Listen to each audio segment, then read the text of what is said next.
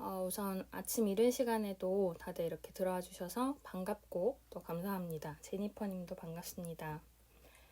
오늘은 여기 제목에 있는 것처럼 이커머스 그리고 메타버스와 NFT에 대해서 이야기를 드려보려고 하고요. 워낙 좀 여러 가지 메타버스나 NFT가 화제이다 보니까 이런 부분과 연결지어서 지금 이커머스 자체가 어떤 식으로 변화할지, 그리고 실제 기업들이 진행을 하고 있는 사례들도 좀 소개를 하면서 말씀을 드리려고 하고 있어요. 그래서 오늘 같은 경우에는 목차를 먼저 말씀을 드리면은, 처음에는 이커머스 자체가 2021년이 어땠고 2022년에 어떻게 될 거다라는 거에 대해서 좀 얘기를 드리고 나서요. 그리고 나서 중반에는 이커머스와 메타버스에 대해서 잠깐 이야기를 드리고 나서, 후반부는 그래서 이커머스와 NFT가 어떻게 되는지. 근데 아마 예전 같으면은 이런 얘기를 하게 되면 굉장히 예측에 불과한 이야기였을 텐데, 지금은 기업들이 진행을 하고 있는 NFT 관련된 것과 이커머스를 연결짓는 접점들이 굉장히 많기 때문에요. 그런 부분들을 좀 자세히 소개를 드릴 수 있을 것 같습니다. 이제 실제 본론 들어가기 전에 조금 이제 아이스 브레이킹 차원에서 얘기를 드리면, 작년부터 NFT가 사실 굉장히 화제이기는 하죠. 클럽하우스에서도 아시는 분들은 아시겠지만, 이제 특히 외국인들 방에서 프로필 사진을 NFT 작품으로 해놓고 있던 방들이 굉장히 많았는데, 그 열기가 요즘에는 아예 PFP라고 해서 프로필 픽처라고 해서 자기 프로필 사진을 NFT 작품으로 바꿔놓는 것 자체가 이제 유행을 하고 있더라고요. 예전에는 외국방에서 잠깐 밈 같은 경우였는데, 지금은 그걸 좀 더 넘어서서 아예 SNS 계정의 어떤 사진들을 PFP로 많이 바꾸고 NFT로 많이 바꾸고 있는데요. 그래서 최근에는 트위터도 조만간 NFT 사진으로 프사를 할 수 있도록 바꾸겠다라고 공지가 몇 번 뜨더라고요. 그래서 트위터도 거기에서 좀 어떤 판매를 하거나 사업을 추가적으로 하려는 것 같고, 거기에서 비용이 발생하거나 하면은 트위터의 또 새로운 비즈니스 모델이 될 것 같아요. 요거는 이제 아이스 브레이킹으로 조금 이야기를 드렸고요. 이제 본론을 들어가 볼게요. 아까 이제 목차는 좀 얘기를 드렸는데, 사실 그동안 세션들을 하면서 이커머스나 쇼핑몰의 얘기를 전혀 안 한 건 아니지만, 근데 이제 이거에 대해서 완벽하게 좀 어떤 시간을 들여서 포커싱을 하자라는 거에 대해서는 다른 주제들의 좀 우선순위에 밀리다 보니까 많이 이야기를 못 드렸어요. 하지만 코로나라는 어떤 기점을 가지고 2021년의 경제 트렌드가 이랬다, 혹은 2022년에 경제 전망이 이럴 것이다 라는 이야기들에서 이커머스에 관련된 이야기가 많이 등장을 했었거든요. 특히 이제 코로나 때문에 다들 집에 있다 보니까 오프라인에서 쇼핑을 하는 게 아니라 온라인에서 쇼핑을 하는 것들이 굉장히 많이 늘어났고, 그런 부분 때문에 막 기존에 있던 플랫폼들 자체가 워낙 잘 되고, 이따 이야기를 다루겠지만 쿠팡이라든지 여러 가지 온라인 쇼핑몰, 커머스 플랫폼 이런 부분들이 굉장히 폭발적으로 성장을 했어요. 그리고 이제 그런 점에서 이 이커머스를 다루는 것이 있고요. 그리고 이제 초기에 이 레몬룸을 시작한 것 자체가 한 6월 이때쯤이었는데, 그때 이제 다른 분들이랑 방에서 좀 얘기를 하면서 제가 이커머스나 라이브 커머스랑 메타버스가 좀 접목이 되면 재밌겠다라는 이야기를 아마 비슷한 상상을 하신 분들이 많이 계셨을 거예요. 근데 그 방에서 이제 이렇게 얘기를 드렸을 때 당시에는 사람들이 그게 어떻게 될까요? 해서 이제 제가 뭔가 상상의 나래를 펼치면서 설명을 했어야 되는데, 지금은 이따 이야기 드리겠지만 이커머스와 메타버스는 당연히 이어지겠지, 이런 부분들이 많이 지금 크게 바뀌었고, 그렇게 인식이 바뀌었고, 좀 더 구체적으로 이제 기업들도 아예 메타버스 프로젝트 자체를 진행을 하다 보니까 이커머스를 어떻게든 메타버스에 넣으면 되겠다라는 부분들이 굉장히 인식이 급진적으로 바뀐 것 같아요. 그리고 이제 아까 서두에도 조금 언급드렸던 것처럼 NFT 자체가 물론 그것도 코로나의 영향이 좀 있었을 수 있겠지만 화제이다 보니 이런 이커머스, 그다음 메타버스, NFT에 이르기까지 많은 기술적인 요소들이 결국은 또 하나의 새로운 비즈니스를 창출해 가는 과정이 되는 것 같아요. 그래서 이제 말씀드린 것처럼 전반에는 좀 현황을 이야기 드리고 메타버스를 좀 중반에 이야기 드리면서 후반부는 NFT와 이커머스에 대해서 이야기를 드릴 거고요. 만약에 이제 제가 늘 이거 시작할 때 시간이 되면 이것도 이야기 드리겠다 하면서 잘 못하지만 혹시 시간이 가능하면 블록체인과 이커머스도 얘기를 드릴 수 있을 것 같아요. 근데 이거는 사실 블록체인 세션 해서 할 때 그것과 이커머스나 뭐 농산물, 유통, 뭐 식품 관리 이런 게 어떻게 이루어지는지는 다룬 적이 있기 때문에 그거는 시간 봐서 말씀드릴게요. 일단은 그 이커머스 현황에 대해서 좀 이야기를 드리면은 2021년 그리고 2020년 이 코로나 이후로 폭발적인 성장을 이뤘다라는 것에 대해서는 모두가 굉장히 공감을 하고 있고요. 그래서 오히려 2022년의 이커머스 전망에 대해서는 여러 가지 기사가 많이 나오고 있어요. 지금 이제 2022년 초반이다 보니까 앞으로도 폭발적 성장을 할 거다라고 바라보는 시선도 있기는 있지만 오히려 너무 폭발적으로 그동안 성장을 했기 때문에 이제부터 고성장은 끝나고 큰 기업들 위주로 저성장 시대에 진입하는 게 아닐까라는 이야기가 많이 나오고 있어요. 그래서 네쿠신 또는 네쿠쓱이라고 표현을 하더라고요. 네이버랑 그 다음에 쿠팡 그리고 쓱이나 신세계 이렇게 해서 이 각각의 큰 기업들이 지금 이커머스를 굉장히 주도를 하고 있기 때문에 이게 어떤 식으로 고성장 혹은 저성장 시대에 진입하는가에 대해서 예측을 하는 시각들이 많이 있고요. 그리고 더불어서 이 네이버, 신세계, 쿠팡은 뭐 워낙 큰 기업이지만 그 외에도 여러분들 아시다시피 마켓컬리 같은 이제 최근에 많이 떠오른 기업들도 있고요. 아니면은 뭐 11번가나 지마켓처럼 기존에 이용을 많이 해오던, 그러니까 네이버나 신세계 정도의 규모는 아니지만 기존에 어느 정도 뭐 아이디도 있고 구매 이력이 있고 혹은 네이버에서 가격 비교를 해봤을 때 훨씬 싸게 팔기 때문에 이용을 했던 쇼핑몰들이 계속 존재를 하기 때문에 이런 부분들이 계속 서로 어느 정도의 그 비중을 유지를 하면서 가게 되는 것 같아요. 이제는 뭐 너무 다 커졌고 게다가 아마존도 등장을 했고요, 우리나라에. 그래서 그 과정이 있다 보니까 갑자기 지금 뭐 새로운 이커머스가 등장하기는 어려워 보이는 그런 부분들은 좀 있는 것 같아요. 그래서 그걸 이제 저성장이라고 표현을 하는 거지 매출이 줄거나 이런 건 아니거든요.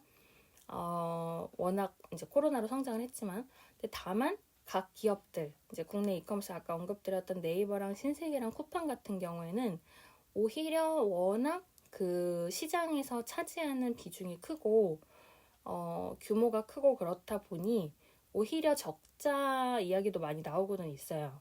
근데 이제 이 물론 적자라는 게 이익이 어떻고 매출이 어떻고 이런 거는 좀 구체적으로 따져봐야 하기는 하지만 아무래도 이제 쿠팡의 적자 같은 경우에는 워낙 유명했죠. 그래도 이제 작년에 상장을 하면서 굉장히 그 자체가 화제가 됐죠. 한국의 이커머스가 뉴욕 증권거래소에서 상장을 했다.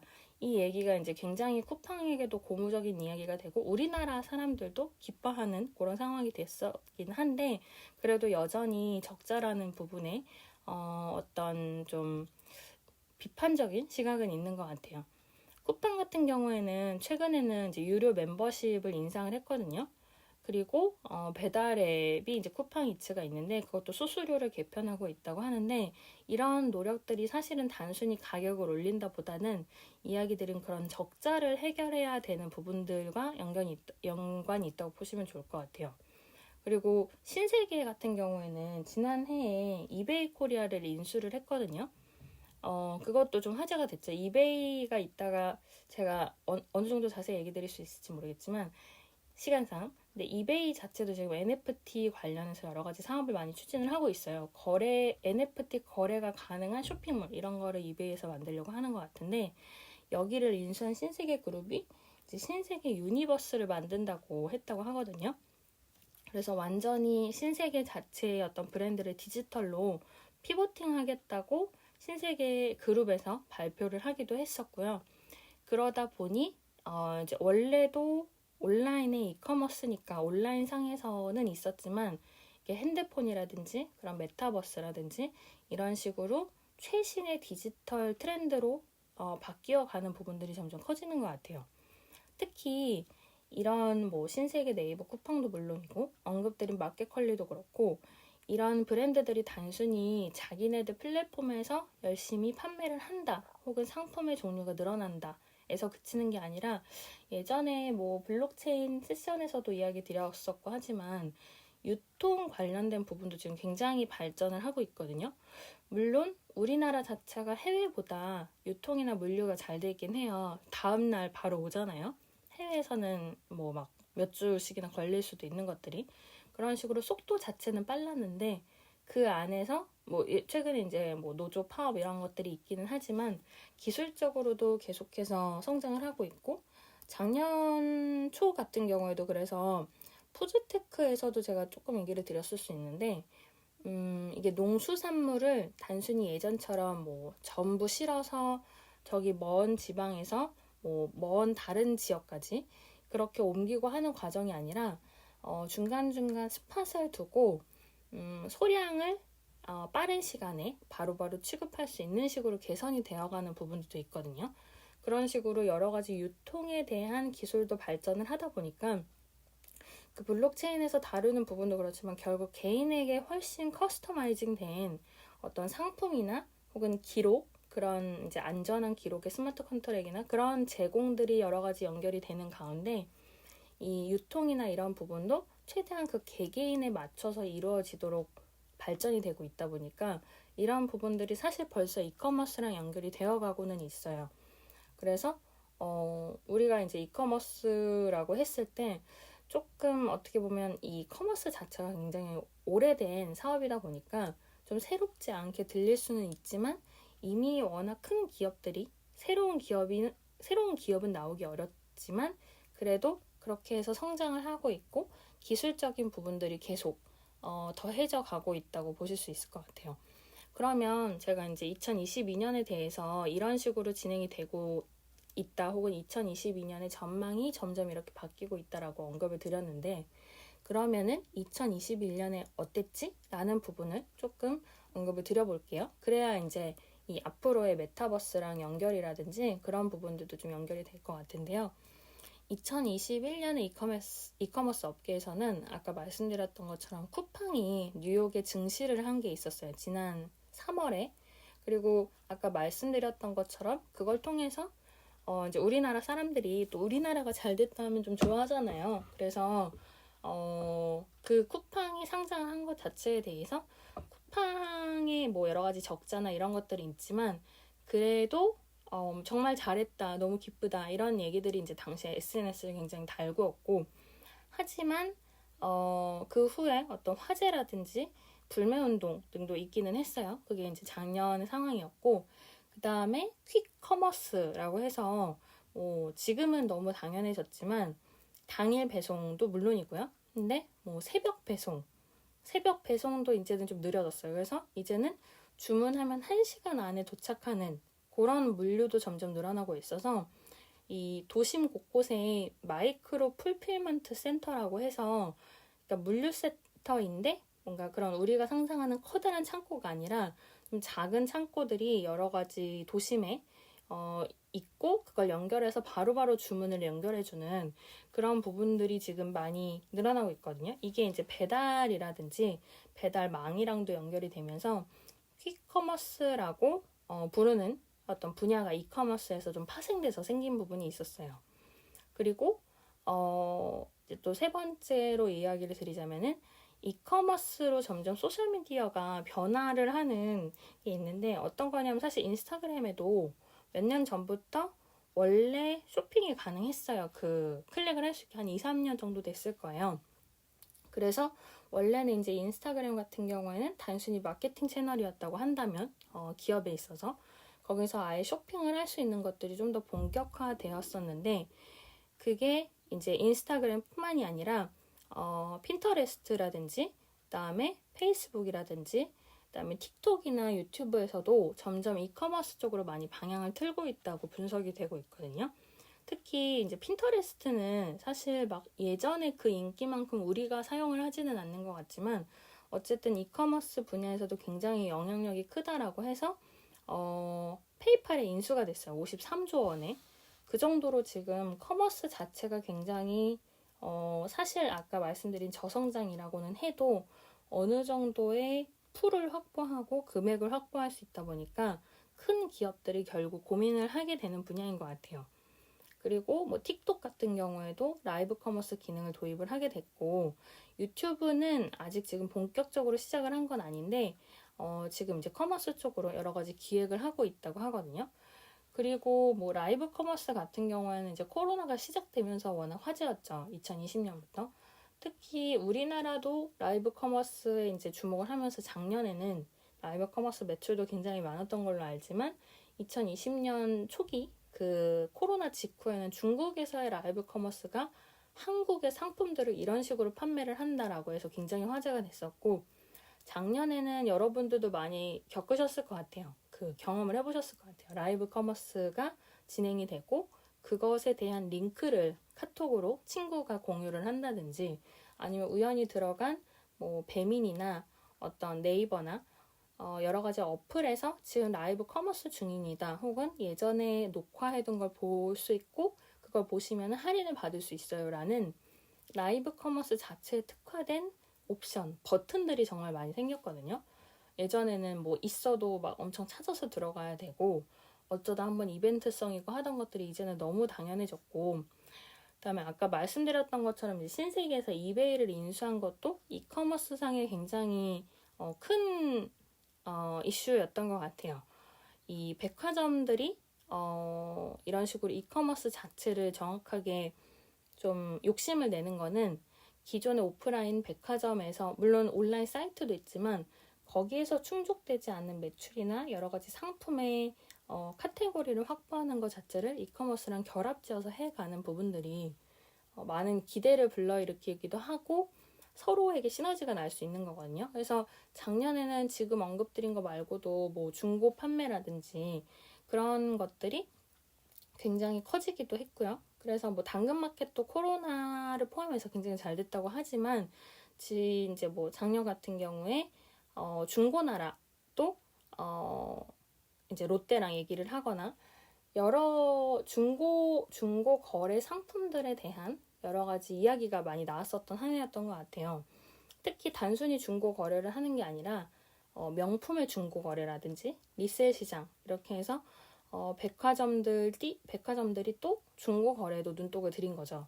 아, 이게 그냥 저 온라인 사이트에서 중고 거래를 하는 게 아니라 명품도 명확하게 어떤 백화점에서 갖고 있는 여러 가지 브랜드나 자산을 가지고 잘 어필도 하고 마케팅도 하면 이것 자체가 비즈니스가 되겠구나라는 거를 많이들 생각을 하게 됐던 시대인 것 같아요. 그래서 뭐 쿠팡, 네이버, 신세계 같은 네쿠신이라고 뭐 요즘엔 다 줄여서 얘기를 하니까 이게 맞는지 모르겠지만 그렇게 표현을 하는 것들이 이제 많이 생겼고 그러면서 이제 작년에도 그렇고 점점 이제 이 전망에도 또 다시 근접을 하는 내용 중에 하나가 이커머스가 변하고 있다는 이야기를 많이 해요. 어떤 이야기냐면은 재미가 있어야 되고 재미 요소 혹은 예능 같아야 사람들이 더 지갑을 연다라는 얘기가 최근에 좀 나오고 있어요.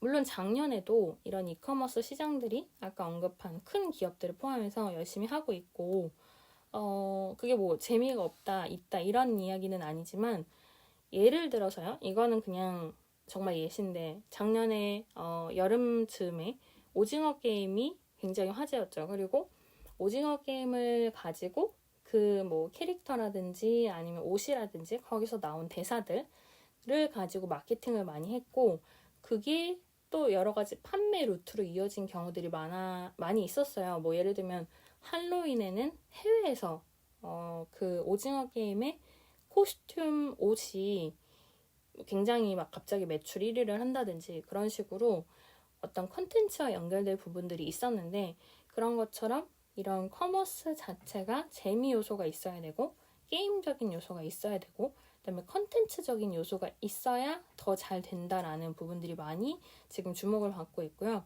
그래서 지마켓 같은 경우에도 아이돌 아스트로가 출연한 웹드라마랑 이런 스튜디오랑 제작을 해서 그렇게 해서 이제 지금 커머스 매출이 진행이 되도록 하고 있다고 하거든요. 예를 들면 이제 컨텐츠 어떤 특정 상품들도 등장을 하고 어떤 사이트에 가면 그거를 살 수 있고, 근데 그게 단순히 내가 보고 멋있어 보여서 산다 하는 옛날의 PPL 개념이 아니라 이런 컨텐츠적인 요소를 가지고 얼만큼 자연스럽게 그다음에 트렌드에 맞춰서 공감을 해주고 소비를 하도록 만들어줄 수 있을지에 대한 그런 전반적인 흐름의 스토리라인이나 재미 요소를 많이 추구를 하게 된 것 같아요. 이거에 바로 직결되는 얘기는 아니지만 제가 전에 이제 다른 세션에서 요즘에는 이 메타버스 시나리오 작가도 새로운 직업으로 떠오르고 있다라고 이야기를 드렸었거든요. 이 메타버스 세계관을 구체적으로 글이나 그림으로 표현을 할 수 있고 우리가 상상의 나래를 펼치는 건 쉽지만 그게 어떤 복선을 가지고 논리적으로 이런 세계에서 이런 캐릭터들이 존재를 하고 거기서 이런 행동을 하면 이런 게임 머니나 포인트를 얻는다든지 아니면은 그 세계관 내에서는 누구랑 누가 어떤 행동을 한다든지 그런 어떤 정말 드라마나 영화 같은 구조가 생기게 되는데 그런 것에 대한 니즈가 많이 늘어나고 있거든요.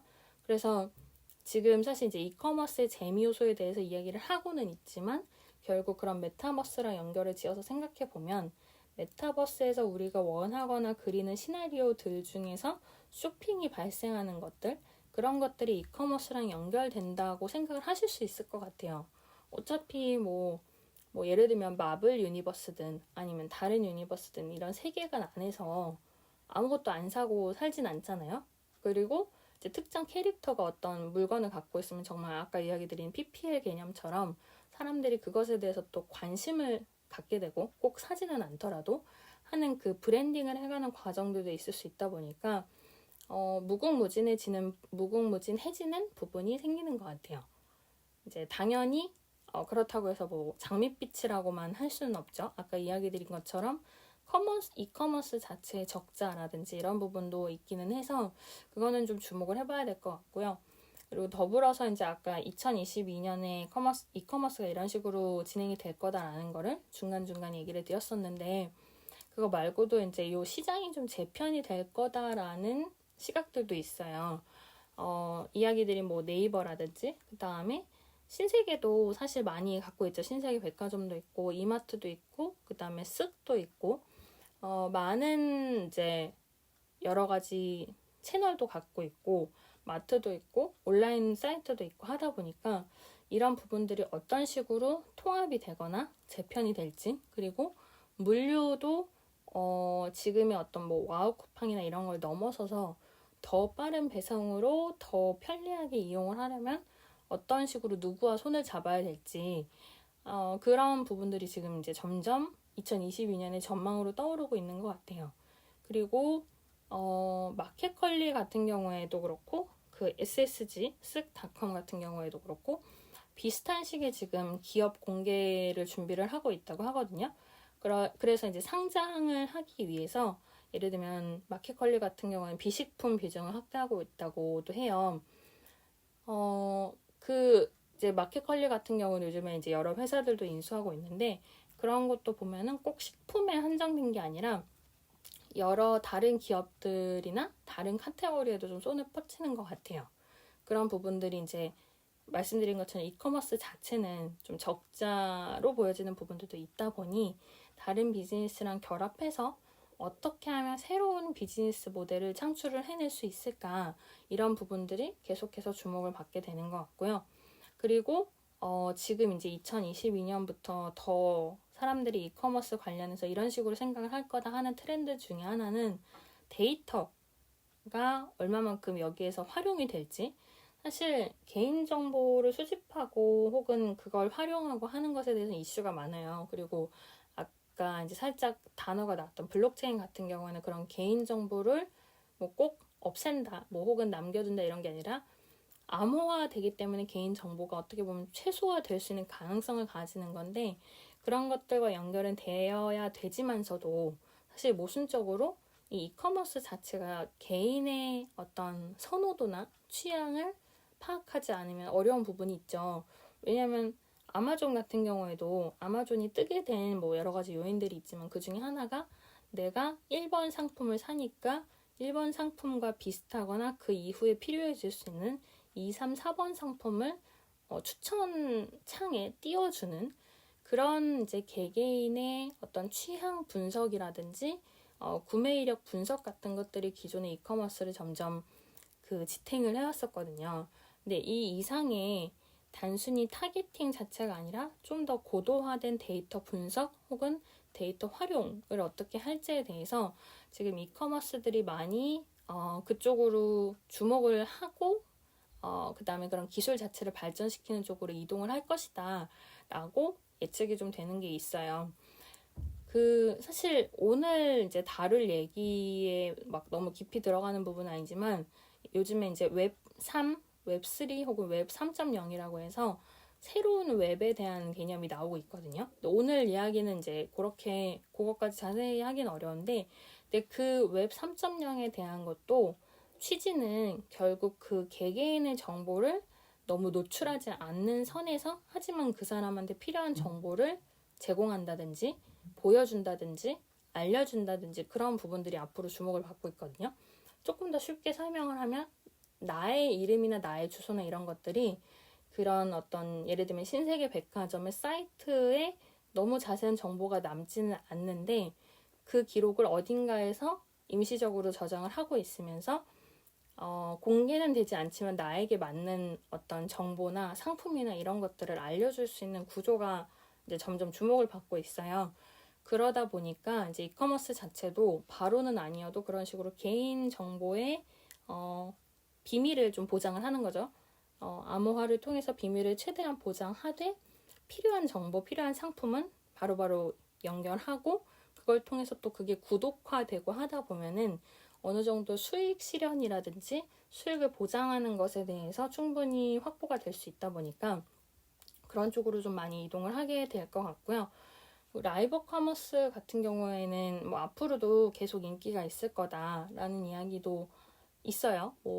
여러분들도 근데 그렇게 느끼실 것 같아요. 단순히 라이브 커머스 자체가 어떻다 보다는 그걸 통해서 이제 지금은 트렌드 자체가 동영상이나 아니면 라이브 방송을 통해서 여러 가지 컨텐츠라든지 커뮤니케이션이 진행이 되는 것들이 주목도 받고 선호도 되고 하다 보니까 라이브 커머스에 관련된 부분도 포함해서 아까 이제 큰 기업들이 계속해서 성장하는, 그래서 고성장보다는 저성장이라고 표현을 할 수는 있지만 앞으로도 계속 고도화될 거다. 이커머스 자체가 성장을 하고 있을 거다라는 시점들이 2022년에 좀 전망이라고 볼 수 있을 것 같아요.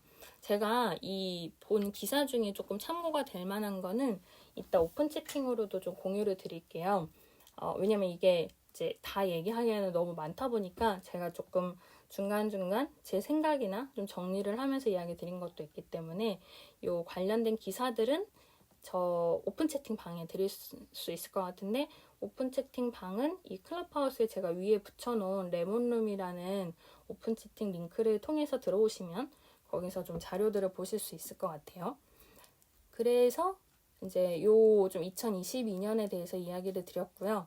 그러면 오늘의 좀 후반부는 원래 이제 제목에도 있었고 아까 말씀드렸던 것처럼 조금 더 메타버스와 NFT에 포커스를 해서 이야기를 드리면 좋을 것 같아요. 뭐 사실 막 드리고 싶은 이야기는 되게 많이 있지만 좀 압축을 해서 드리다 보면 메타버스 같은 경우에는 이제는 이제 작년 같은 경우에는 아직 얘기가 살짝 등장을 하는 정도였고요. 개인의 어떤 블로그라든지 제가 아까 레몬은 초창기에 그런 이야기를 좀 다른 분들이랑 나눴었다라고 이야기 드린 것처럼 개인의 이야기 레벨이었어요. 상상을 하는. 근데 지금은 기업들이 워낙 메타버스에 많이 뛰어들고 있다 보니까 그게 마케팅으로서든 아니면 커머스로서든 그러다 보니 이제는 메타버스라는 개념 자체가 이커머스를 주도할 것이다 라는 기사가 굉장히 많이 나오고 있어요. 그러니까 기사가 많이 나온다는 거는 작년에 그런 개개인의 시점에서 떠나서 이제는 기업들이 납득하고 사람들과 소통할 수 있는 소재가 기사로 나온다고 볼 수 있을 것 같거든요. 그래서 뭐 물론 메타버스 외에도 인공지능이라든지 그다음에 여러 가지 뭐 IoT라든지 그다음에 아까 언급드렸던 데이터 분석이라든지 뭐 가상현실까지 포함해서 정말 여러 가지 기술들이 계속해서 진화를 하고 있는 가운데 이런 기술들이 다 응축되고 모여진 것 중에 하나가 메타버스라고 볼 수 있거든요. 그 안에서 온라인 안에서 어떤 기술적으로 구현할 수 있는 것들을 끊임없이 발견을 하고 거기에서 판매를 해가는 과정이 있다 보니까 이커머스 자체도 지금은 이제 우리가 보통은 쇼핑몰에 들어가서 온라인 페이지에서 상품 리스트가 있고 거기서 내가 검색을 하거나 혹은 사고 싶은 걸 골라서 장바구니에 넣고 하는 과정들이 있잖아요. 근데 이거는 제가 오프라인에서 책상에 앉아서 컴퓨터를 보거나 혹은 스마트폰을 보면서 그 안에 이제 온라인에서 어떤 뭔가 고르거나 활동을 하는, 그러니까 오프라인과 온라인이 연결되어 있는 게 지금 이커머스인데, 만약에 이제 메타버스에서 이커머스가 명확하게 연결이 되게 되면, 예를 들면 이런 거죠. 메타버스에 있는 나의 캐릭터가 내 대신에 어떤 이 안에서 쇼핑을 한다든지, 그게 물론 오프라인으로 배송이 올 수도 있지만, 온라인 안에서의 여러 가지 라이프 스타일을 도와줄 수도 있는 거죠.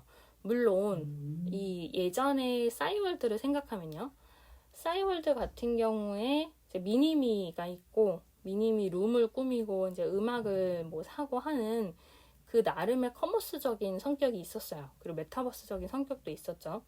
근데 이제 단순히 내가 캐릭터를 사서 걔를 꾸민다 하는 거는 이제 조금 올드하고, 그거보다는 그 캐릭터나 혹은 내가 가진 어떤 별개의 개체들이 이 안에서 어떤 라이프 스타일을 보내는지가 최근에는 많이 주목을 하고 있는 것 같거든요.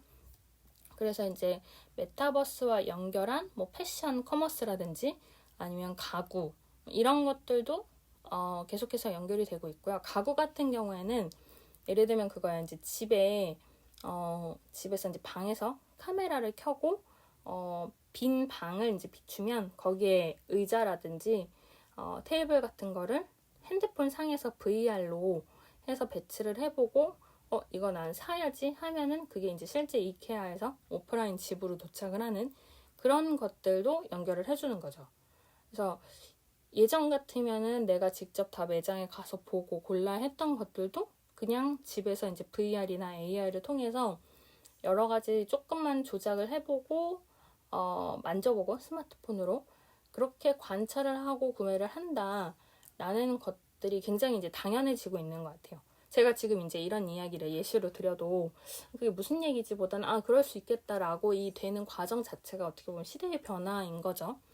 그래서 뭐 이케아도 그렇고 패션 같은 경우에도 이제 가상으로 신발을 착용하는 워너킥스라는 어플이 있다고 하는데, 그거는 이제 스마트폰으로 제품을 선택하면은 신발을 신은 내 발을 볼 수 있도록 하는 거거든요.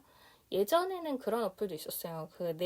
내 발을 이제 핸드폰으로 찍어서 거기에 맞춰서 이제 여러 각도로 내 발을 찍으면 거기에 맞는 내 발에 맞는 신발을 주문하는 어플이 있었거든요. 제가 이름은 지금 생각이 안 나는데 그런 식으로 이제 발에 맞춰서 신발을 제작을 해주는 경우도 있었지만, 지금 이야기 드린 것처럼 제품을 선택해서 내 발에 어떤 뭐 합성이라든지 디지털적인 요소를 통해서 내가 직접은 아니더라도 간접적으로 관찰을 하고 구매에 대한 의지를 불태울 수 있게 되는 그런 부분들이 다양하게 나오고, 그래서 이게 또 마케팅 수단이 되는 것 같아요. 판매 수단뿐만이 아니라 판매를 하기 전에 이걸 통해서 이런 거를 착용을 해볼 수 있어, 아니면 사용해 볼 수 있어, 뭐 혹은 핸드폰 화면을 통해서 방에 있는 것처럼 느낄 수 있어 라는 여러 가지 메시지들을 통해서 이런 식으로 마케팅 자체도 가능해지는 것 같아요. 그게 이제 메타버스와 이커머스가 연결되고 있는 여러 가지 뭐랄까요, 그 접점들 늘어나고 있는 거죠. 이제 메타버스는 워낙 그래서 지금 많이들 상상이 바로 가능하실 것 같고, 조금 더 구체적으로 그러면은 NFT랑 이커머스를 연결했을 때 어떤 게 있을 수 있을까를 좀 후반부는 얘기를 드리려고 해요. 뭐 말씀드렸던 것처럼 이제 NFT 같은 경우에 워낙 화제죠. 저도 이제 제 블로그에다가 NFT 관련된 뭐 최근 이야기나 이런 것들도 많이 적기는 했었는데요. 그리고 아까 이야기 드렸던 것처럼 프로필 사진을 바꾸는 게 유행이다. 이것도 좀 아이스 브레이킹으로 이야기 드렸었는데 지금 이제 이커머스 기반의 NFT들이 등장을 하고 있어요. 사실 NFT가 지금 이제 해외에서는 굉장히 더 활발하게 되어 있고 한국은 이제 막 시작을 했는데 아시는 분들은 아실 수도 있겠지만 최근에 좀 게임 캐릭터라든지 몇 개 유명한 뭐 약간 고릴라를 닮은 캐릭터가 있는데 지릴라라든지 그 뭐 굉장히 많은 캐릭터들이 지금 NFT로 등장을 했어요. 그래서 그걸 이제 구매를 하고 그다음에 가격이 올라가고 하는 과정들이 있었는데 그 NFT에 나오는 캐릭터들 자체를 가지고 앞으로 어떤 식으로 커머스가 될지에 대해서 지금 주목을 많이 하고 있거든요. 원래는 이제 처음에 사람들이 단순히 생각을 했던 건 단순한 건 아니지만 이 NFT로 구매를 한 캐릭터 자체에 대해서 그 캐릭터가 뭐 게임에 등장하는 정도로 초반에는 생각을 많이 했던 것 같아요.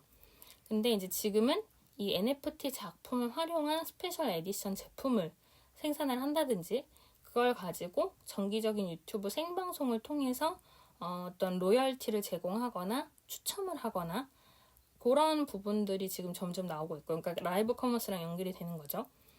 그러다 보니까 지금 이제 그런 단순히 캐릭터를 굿즈로 만든다가 아니라 에디션을 만들거나 그다음에 개개인의 특화된 상품을 어떤 식으로 만들고 소유하고 있는 NFT에 대한 로열티를 느끼게 할 수 있을지 이런 부분을 가지고 좀 회사들이 많이 제휴를 맺거나 움직이고 있어요.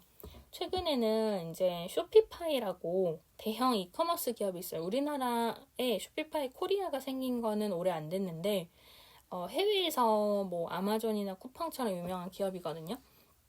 근데 거기 같은 경우에도 지금 NFT 마켓의 베타 서비스를 론칭을 하고 있다고 해요.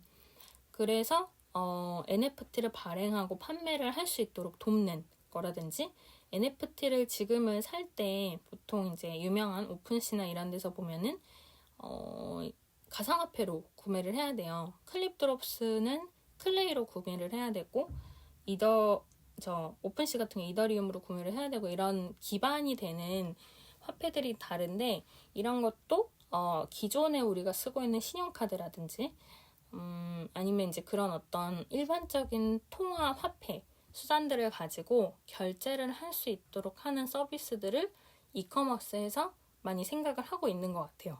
근데 당연하죠. 왜냐면 지금 NFT라고 이렇게 이야기가 많이 나오지만 아직 NFT를 구매를 하신 적이 없다고 하시면은 그게 아무래도 처음에 결제하거나 그런 가상화폐를 구매를 해야 되는 여러 가지 허들이 있고 그 허들들에 대해서 우리나라가 그동안 규제가 많이 생겨서 예전처럼 쉽게 바로 가상화폐 구매하고 그걸 가지고 다른 상품을 구매하고 하는 게 굉장히 어려워졌거든요. 지금은 거의 한 달에 한 번 정도는 새로운 규제가 나오는 것 같아요. 그래서 그러다 보니까 이제 보통은 허들이 있어서 NFT 작품을 샀다 하시는 분은 굉장히 적기는 한데 말씀드린 것처럼 이런 이커머스 기업들이 자기들의 어떤 서비스나 새로운 기술을 통해서 꼭 내가 전부 그 가상화폐로 바꾸지 않더라도 내가 갖고 있는 현금이나 신용카드로 심지어 할부도 포함해서요.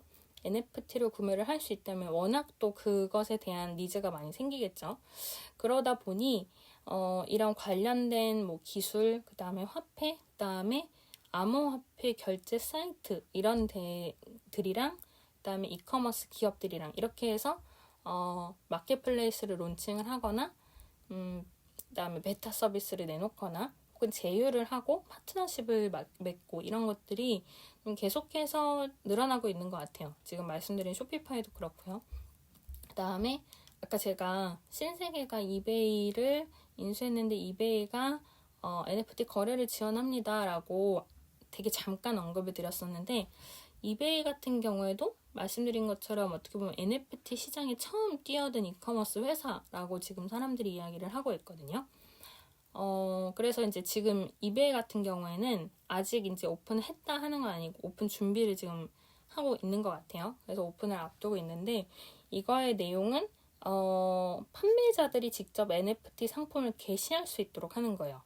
그래서 제가 조금 전에 이야기 드린 쇼피파이를 가지고 이야기 드렸던 거는 구매를 할 수 있는 걸 이야기 드렸는데 지금 이베이 같은 경우에는 판매도 할 수 있도록 그리고 그거에 대한 지원을 이제 기존의 여러 가지 마켓플레이스랑 연결해서 하려고 하는 것 같은데 판매도 구매도 쉬워지면은 사람들이 당연히 이커머스로 몰리겠죠.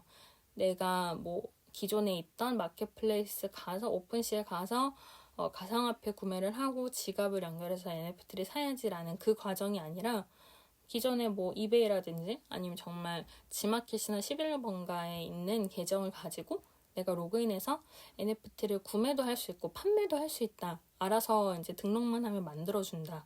라고 하면 뭐 정말 와이낫이 되겠죠. 왜냐면 그걸 통해서 또 어떤 가격이나 가치를 높여갈 수 있는 상품들도 그 안에 있을 거고요. 혹은 자기들이 갖고 있는 다른 NFT를 가지고 이게 등가 교환은 아니지만 어떤 개개인의 합을 하에 어떤 판매나 구매나 교환이나 이런 것들에 대해서 검토를 할 수 있어지면은 굉장히 그 가능성이 많이 늘어날 것 같거든요.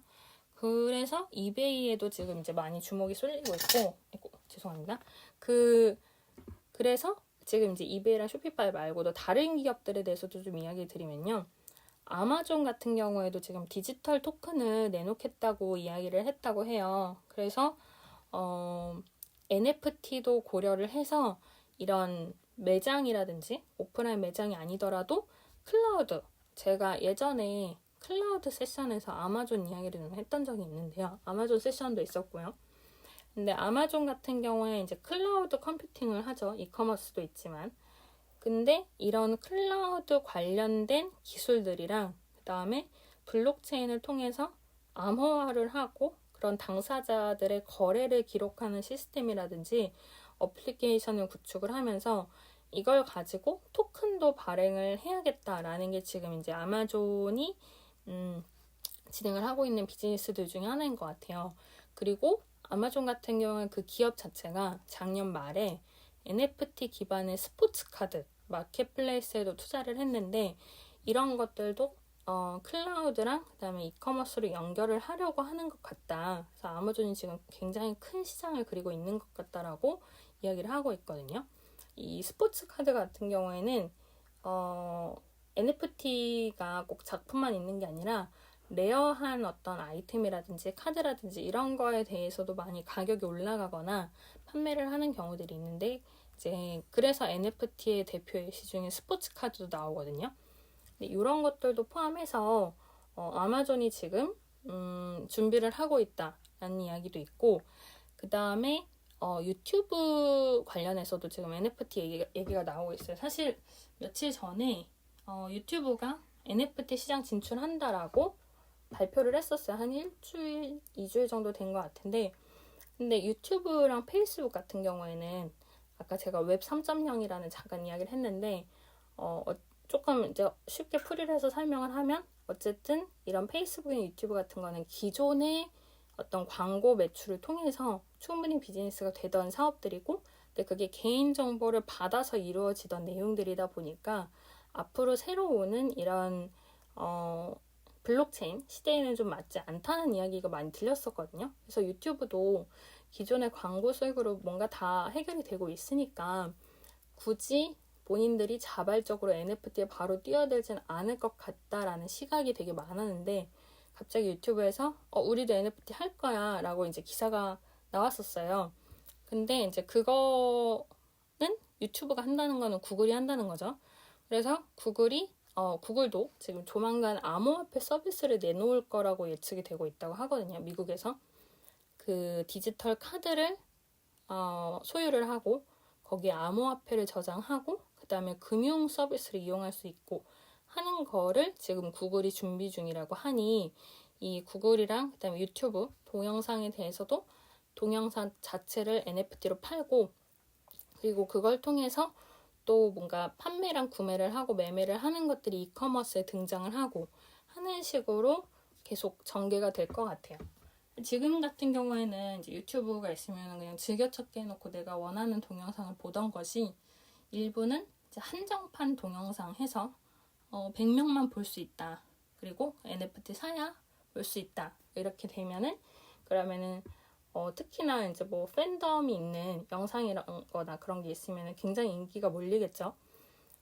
그렇게 해서 그런 것들을 사고 팔고 하는 것들이 암호화폐의 어떤 허들을 많이 넘지 않아도 가능해진다면 뭐 굉장히 많은 사람들이 그걸 써보게 될 거고 그런 것들을 이커머스에서 연결을 해줄 거라고 많이 예측이 되고 있는 상황이고요. 그리고 아까 이제 제가 아이스 브레이킹으로 프로필 사진 이야기를 했잖아요. 트위터도 이제 프로필 사진을 NFT로 바꾸고 뭐 구매할 수 있게 바뀝니다라고 공지가 가끔 떠요. 혹시 이제 최근에 트위터 많이 안 쓰시면은 트위터 홈페이지에 그냥 접속해 보시면은 뜰 수도 있어요. 자주 그 알림이 오더라고요. 근데 이제 그런 식으로 트위터도 그런데 페이스북도 지금 프로필 NFT를 준비를 하고 있다고 해요. 페이스북이랑 트위터는 늘 약간 그런 움직임을 좀 같이 하는 것 같아요. 클럽하우스 나왔을 때도 트위터 스페이스랑 페이스북의 그런 방송 기능이랑 오디오 방송 기능이랑 그런 것들 좀 비슷한 시기에 좀 경쟁을 하고 그랬었는데 그런 식으로 NFT를 통한 프로필 사진과 그 거래라는 것들이 지금 페이스북에서도 트위터에서도 나오고 있고 그러면은 그게 그거거든요. 결국 내가 구입한 NFT를 내가 저장해놨다가 내 프로필 사진으로 설정해야지가 이제 지금까지 그 프로필 사진 유행의 트렌드인데 이렇게 페이스북 앤 트위터가 얘기하는 것처럼 프로필 사진을 기업에서 본격적으로 NFT로 구매를 할 수 있게 된다 하면은 내가 내 프로필 사진 설정할 때 기존에는 뭐 지금 사진 찍기, 그다음에 앨범에서 불러오기 이게 있다고 하면은 거기에 NFT 프로필 사진을 구매하기 이런 버튼이 생기는 거죠. 그러면은 거기에서 뭐 얼마가 됐든 바로 구매를 하고 프로필 사진 설정을 할 수 있고 그걸 뭐 내 저장 공간 같은 데다가 데이터가 계속 쌓여가는 식으로 하면은 그러면 이제 그것도 이커머스가 되겠죠.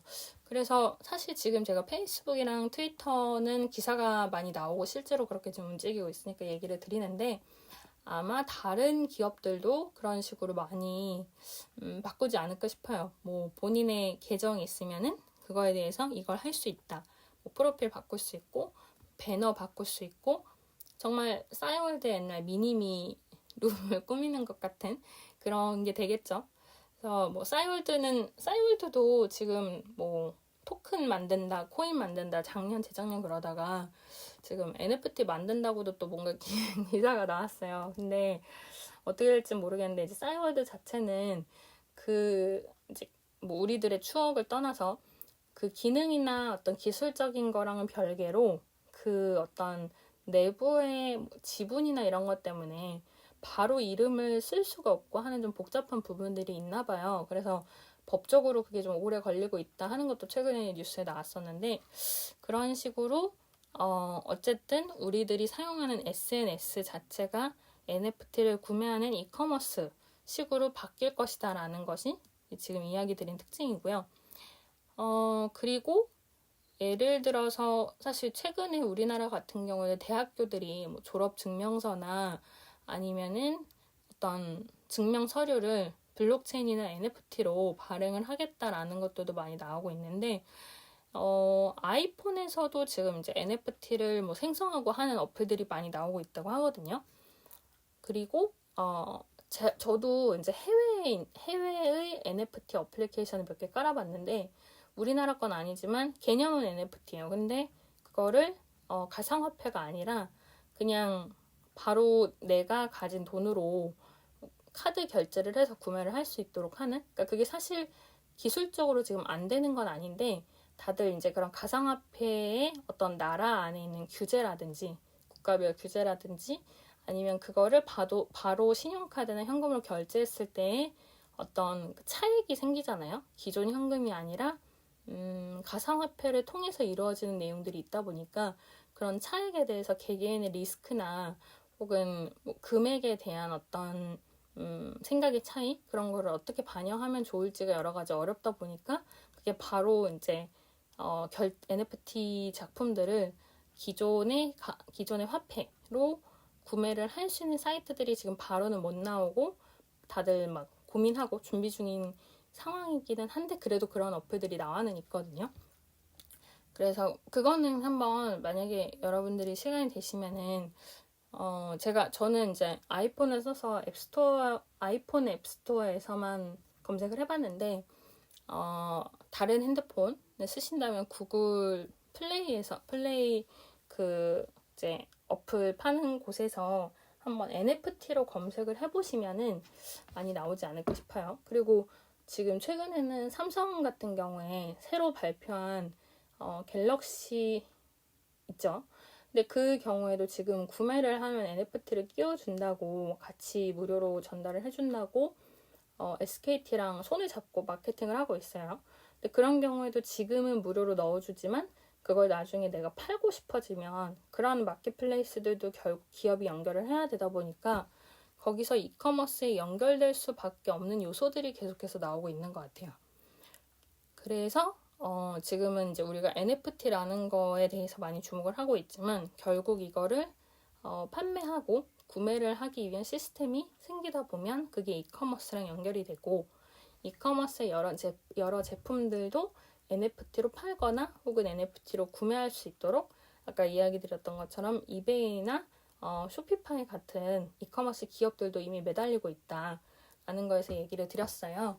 그래서 물론 지금 예측되는 얘기들도 너무 많이 있고 기업들이 지금 준비 중인 이야기도 많이 있는데 이게 시장 변화가 빠르다 보니까 예전처럼 막 몇 달 걸려서 이제 예를 들면 오늘 기사에서 발표된 어떤 새로운 기능이 막 반년 8, 9개월 지나야 오픈을 하는 게 아니라 그냥 바로 오픈하지 않으면 좀 점점 경쟁에 뒤처지는 부분은 있는 것 같아요. 그래서 이커머스도 워낙 큰 기업들이 많다 보니까 이런 NFT 관련된 움직임이 조금 더 활발해지고 사람들 관심도가 점점 늘어나고 있고 하다 보니 그러면 또 그 안에서 이커머스 기업들끼리 굉장히 치열하게 경쟁을 할 것 같은 생각이 들고요.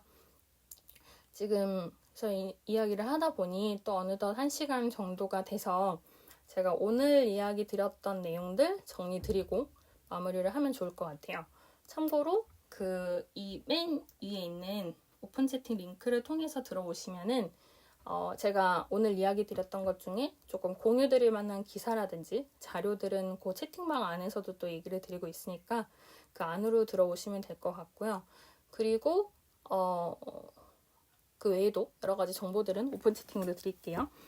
그래서 이제 오늘 이야기 드린 거는 이커머스랑 메타버스 그리고 NFT에 대해서 좀 이야기를 드렸어요. 물론 제가 이야기 드린 내용 중에는 기사에서 나온 이야기도 있고 제가 좀 생각한 것도 있고 사람들에게 예측하는 것도 있고 혹은 아직 결론이 나오지 않은 내용들도 있지만 분명히 여러분들도 좀 공감을 하시면서 들으셨을 것 같은데요. 일단 제가 초반에는 이 이커머스의 현황 자체에 대해서 이야기를 드렸어요. 2021년이 이랬고 2022년에 이럴 것이다. 그리고 중반부에 잠깐 메타버스 얘기하고 후반부에는 이커머스와 NFT의 기업들 사례에 대해서 좀 이야기를 드렸는데요.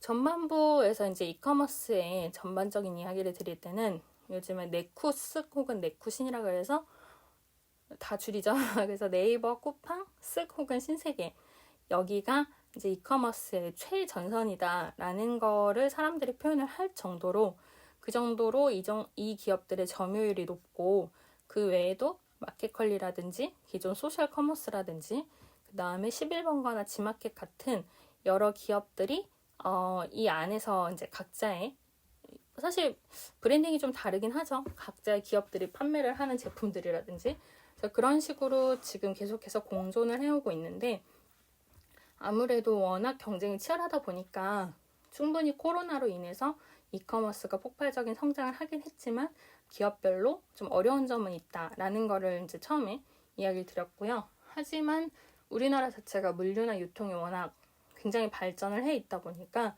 그런 데서 이런 이커머스에 관계된 기술들도 고도화가 되고 있다는 거에 대해서 이야기를 드렸어요. 특히 2021년에는 쿠팡에서 뉴욕 증시를 통해서 굉장히 이제 이 상장을 했다라는 거를 가지고 이야기가 많이 화제도 되고 주목도 받고 했던 게 있었고요. 그 다음에 퀵커머스라고 해서 당일 배송이나 뭐 아침, 새벽 배송뿐만 아니라 1시간 내에 배송이라든지 그런 도심 곳곳에 마이크로 풀필먼트 센터를 두고 거기에서 이제 주문 자체가 빨리빨리 진행이 될 수 있도록 하는 것들이 늘어났다 하는 거에 대해서도 좀 이야기 드렸어요. 그리고 소셜미디어, 인스타그램 같은 기존의 이제 쇼핑 링크가 넣을 수 있는 그런 소셜미디어뿐만 아니라 페이스북이라든지 핀터레스트도 이커머스에서 여러 가지 활약을 진행을 하고 있다, 준비를 하고 있다 이런 거에 대해서도 이야기 드렸고 틱톡 같은 경우에도 라이브 커머스를 도입을 하고 유튜브도 라이브 커머스뿐만 아니라 관련된 상품을 판매할 수 있도록 해서 여러 가지 커머스에 관련된 서비스를 진행을 하고 있다라는 얘기를 드렸어요. 제가 잠깐만 물 좀 마실게요.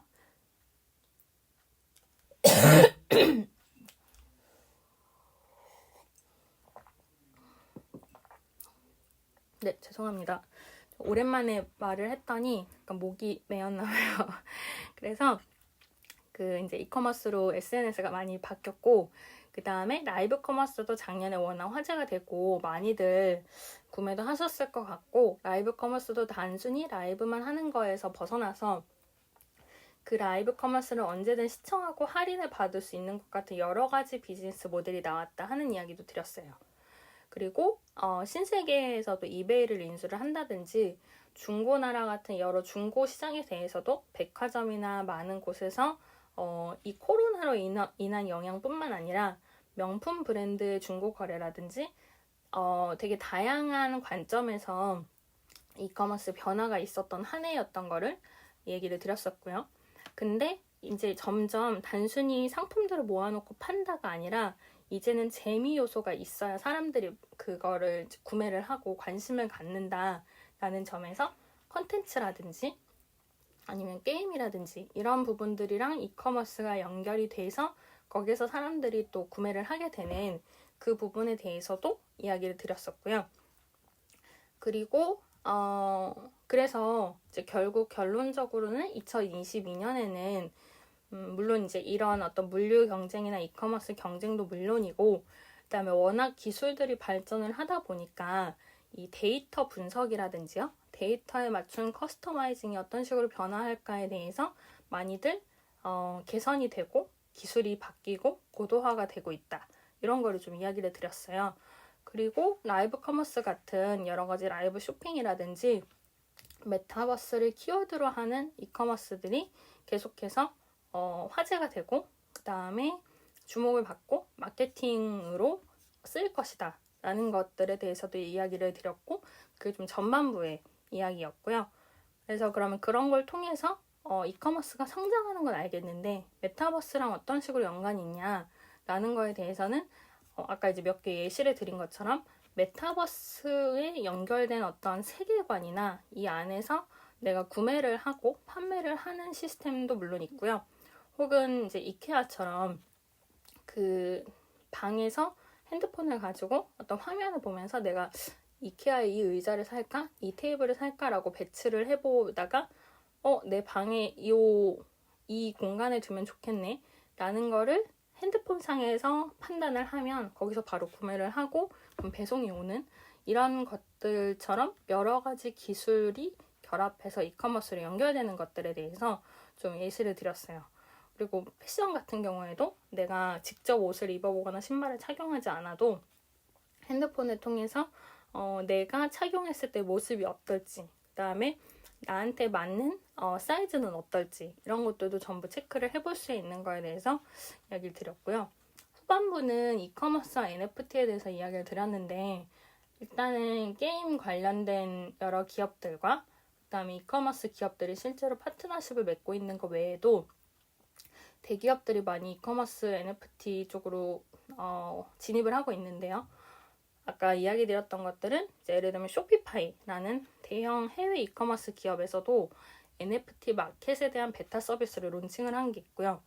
그리고 이거 외에도 이베이, 신세계가 인수한 이베이 같은 경우에도 NFT를 판매를 할 수 있도록 그 거래를 지원하는 거라든지 내가 이제 구매뿐만 아니라 판매자들이 스스로 NFT 상품을 만들어서 출시할 수 있도록 하는 서비스를 지금 준비 중이라고 해서 그런 이야기를 좀 드렸고요. 그리고 그 외에도 IT 기업들 같은 경우에 아마존은 이제 기존에 있던 본인들의 이커머스와 클라우드 컴퓨터를 가지고 디지털 토큰까지 만들어서 아예 사업을 확장을 하려고 하는 것에 대해서도 이야기를 드렸고, 그리고 유튜브랑 구글이 NFT 경매 시장에 좀 등장을 하고 그쪽으로 움직이고 있는 거에 대해서도 좀 언급을 드렸어요. 그리고 페이스북이나 트위터가 이제 프로필 사진을 PFP라고 해서 프로필 픽처라고 해서 NFT로 구입한 사진을 프로필로 만드는 거를 이제 점점 서비스를 들어간다고 하는데, 이 부분들이 결국 그러면 페이스북이나 트위터 안에서의 커머스 개념이 될 거기 때문에 이런 부분들도 연결이 될 거라든지, 그 다음에 NFT를 생성해 주거나 아니면은 만든 것들을 기존에 우리가 쓰고 있는 기존의 통화 화폐로 구입을 할 수 있게 해주는 그런 어플들도 지금 해외에 많이 나와 있기는 해서 이것도 앱스토어 같은 데서 한번 다운로드 해보시면 재밌으실 거거든요. 근데 그거 이제 아시겠지만 잘못 누르면 구독이나 이런 버튼이 심어져 있는 경우도 있으니까 좀 살펴보면서 다운로드를 받아보시면 좋을 것 같고요. 사실 이커머스와 블록체인은 좀 시간상도 그렇고 블록체인 이야기를 다룰 때 이커머스 관련되거나 이제 물류 유통 관련된 부분도 다룬 적은 있어서 이커머스와 블록체인은 제가 다시 나중에 따로 세션을 마련하거나 하면 좋을 것 같아요. 어쨌든 그래서 이제 1시간 정도 됐기 때문에 이 이야기는 마무리 드려야 될 것 같고요. 말씀드린 것처럼 좀 관련된 정보 관련해서는 방 위에 표시가 되어 있는 오픈 채팅방 통해서 또 정보들을 공유 드리도록 하겠습니다. 그래서 혹시 못 들으신 분들은 아니면 중간부터 들으셨거나 하신 분들은 이게 클럽하우스 녹음 기능으로 제가 지금 녹음을 하고 있어가지고요. 나중에 다시 들어보시면 되실 것 같습니다. 오늘도 아침 이른 시간부터 같이 들어주셔서 감사하고요. 제가 잠깐 아까 물을 마시느라 잠시 무음 모드가 됐던 건 너무너무 죄송하고 날씨가 조금씩 풀리고는 있는데 아직은 좀 쌀쌀하니까요. 옷 따뜻하게 입으시고 오늘도 좋은 하루 되시고 다른 세션이나 다음 방송에 관해서도 오픈 채팅 통해서 또 공지 드리도록 하겠습니다. 좋은 하루 되시고 방은 닫겠습니다. 3, 2, 1